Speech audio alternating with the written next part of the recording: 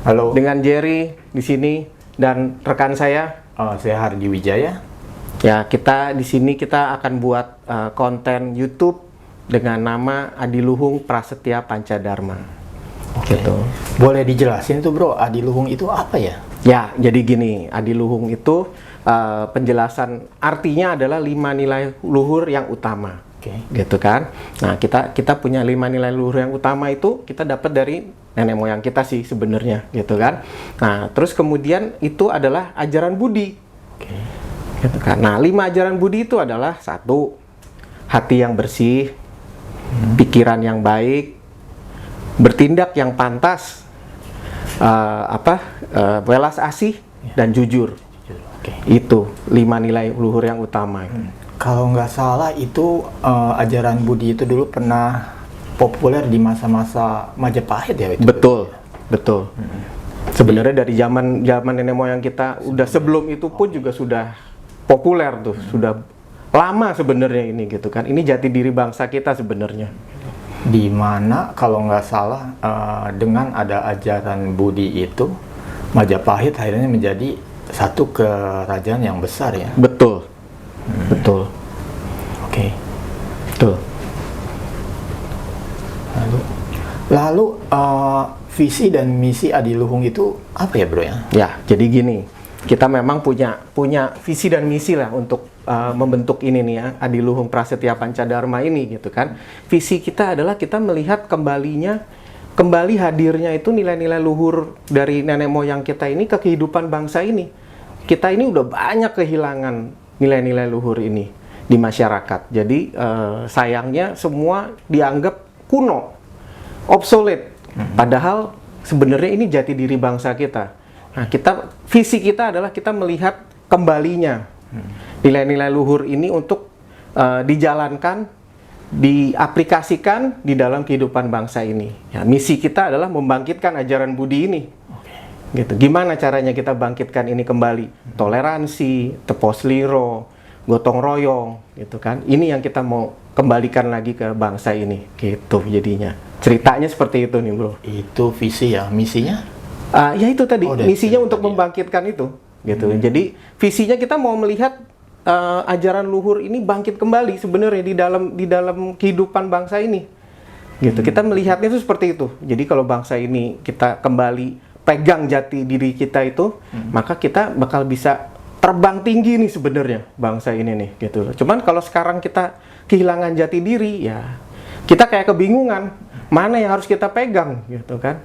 Semuanya kita coba ini coba itu, gitu. Tapi kan itu sebenarnya bukan nilai-nilai bangsa ini, bukan jati diri bangsa ini, gitu loh. Nah, kita butuh pegangannya gitu loh untuk jati diri bangsa ini, gitu loh. Yang sekarang banyak diserap itu sebenarnya lebih dari budaya bangsa asing. Iya, dari luar gitu kan. Sebenarnya gini, dari dulu bangsa kita ini kan selalu membuka diri. Artinya begini, kita menerima dari luar itu ada ajaran baru, kita terima dengan terbuka. Ya enggak? Dari awal ada sebenarnya kan bangsa ini udah punya ajaran sendiri sebenarnya sebelum masuknya agama. Ya kan? Begitu masuk Buddha, Hindu diterima, diakulturasikan, dicampur. Gitu kan dengan kearifan lokal jadilah seperti ini. Gitu kan? Kita nggak jadi Buddha yang seperti di sana gitu kan, nggak jadi Hindu seperti yang di India mungkin gitu. Kita ada yang sesuai dengan bangsa ini gitu loh. Jadi kita campur dengan adat bangsa ini gitu loh. Nah, sebenarnya kan seperti itu dari dulu kita membuka diri terhadap itu. Even kalau kita ngomong wayang, itu menjadi sarana penyebaran agama Islam waktu itu. Iya kan? Padahal itu akarnya bukan itu. Sebelumnya kan mereka untuk perayaan, keagamaan, Hindu dan Buddha, gitu loh. Atau mungkin lebih cocok disebutnya Buddha atau Hindu Nusantara ya. Betul, gitu. Nah, sebenarnya itulah kearifan bangsa kita nih sebenarnya gitu. Kita bisa terima dan kita bisa campurkan dengan kehidupan kita yang cocok buat kita. Jati dirinya nggak hilang. Atau kearifan lokal. Betul. Jadi jati diri kita nggak hilang sebenarnya itu gitu kan. Jadi tetap ada, jati diri kita tetap ada gitu. Tapi yang nilai-nilai yang baik dari agama atau dari sesuatu yang di luar itu kita aplikasikan, kita campurkan sehingga menjadi sesuatu yang baru gitu di Nusantara ini gitu. Yang sesuai dengan keadaan kita, sesuai dengan budaya. adat budaya kita gitu. Betul. Bagusnya kan itu sebenarnya.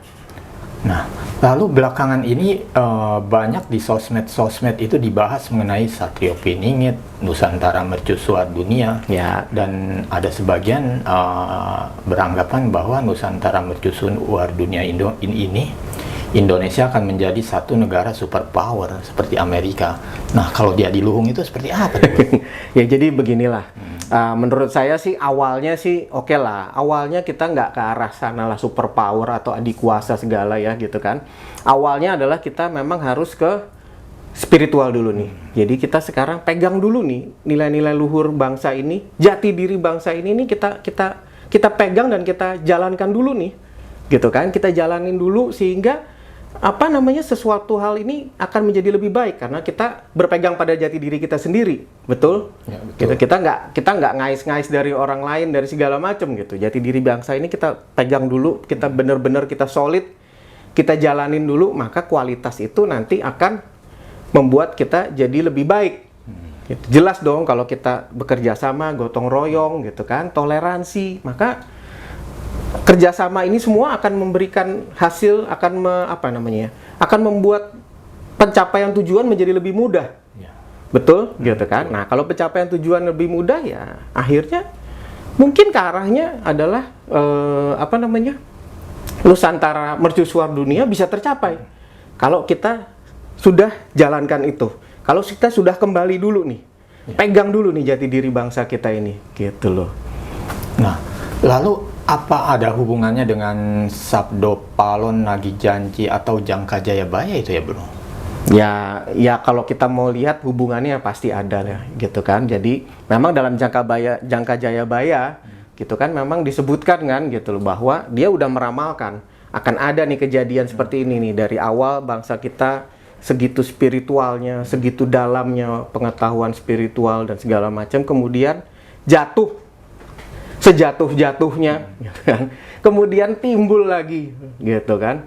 Kita bangkit lagi, gitu kan. Nah, kebangkitan ini ditandai mungkin dengan Sabdo Palon Nagi Janji. Ya, dan kehadiran banyak Satrio Piningit itu yang dibilang mungkin lebih dari satu ya. Betul.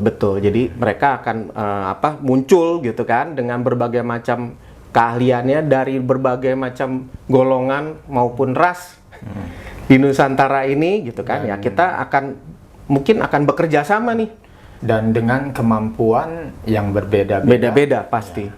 Jadi semua punya kemampuannya sendiri-sendiri dan kita akan bergerak sesuai dengan kemampuannya kita. Cuman mungkin kalau menurut saya misinya masih satu tetap gitu kan, untuk membangkitkan kembali nih gitu ajaran budi ini gitu. Arahnya ke situ, Bro. Oke. Lalu apa yang kita harus lakukan ini ya sebagai bangsa Indonesia ya untuk mencapai target Nusantara Mercusuar Dunia itu ya? Ya, sekarang pasti pertama fokusnya harus ke tadi itu peningkatan spiritual dulu kan, gitu kan. Budi pekerti luhur ini, gitu kan, harus kita jalanin dulu, harus kita aplikasikan dulu, kembali dulu nih, gitu kan. Itu jati diri bangsa kita kan. Gitu. Kita harus kita aktifkan dulu ini gitu kan, kita jalanin dulu gitu kan, baru gitu. Setelah itu kita bisa manfaatkan tuh semuanya, kemampuan ini kita bisa manfaatkan sebenarnya kan, kita bisa manfaatkan nih kalau kita bergotong royong, kita saling bantu ya nggak, tanpa harus golongan atau segala macam ini yang memisahkan kita. Ini kalau kita bisa kerjasama baik gitu loh, mestinya kan segala tujuan ini lebih mudah tercapai. Ya enggak gitu loh. Jadi kemampuan ini selain kita dapatkan secara pribadi, kolektif juga pasti akan sangat membantu tujuan ini. Atau gitu bisa dibilang kerjasama antar lintas batas kali ya. Betul. Batasannya itu bisa agama, ras, golongan, ekonomi atau golongan. Betul. Kalau kita mau kerjasama, kalau kita mau gotong royong, Ya seharusnya kita nggak bunuh-bunuhan ya, gitu loh. Dan tidak pandang bulu. Nggak pandang bulu, bener. Karena semua sama lah, gitu loh. Kita manusia semua insan ciptaannya ya, gitu. Oke. Nah, sekarang yang saya mau tanyakan ini, dari tadi ini kan berputar-putar Iya terus nih. nih. Ini dari tiap elemen ini pasti punya arti tertentu ya, Bro? Betul. Bisa tolong dijelaskan? Betul. Jadi begini, kalau kita ngelihat di sini gambar ini ada bintang, gitu kan? Ada bintang segi 5, gitu kan? Nah ini sebenarnya menandakan tadi 5 ajaran Budi tadi itu, yang kita udah sebutkan tadi kan, gitu kan? Nah kemudian ada lambang Surya Majapahit di tengah-tengah itu. Nah itu adalah Nusantara. Apa namanya? Jangkauannya ke seluruh insan. Ya, Ceritanya karena kita lihat dia menjangkau ke semua arah nih, gitu kan, Surya Majapahit ini, gitu kan.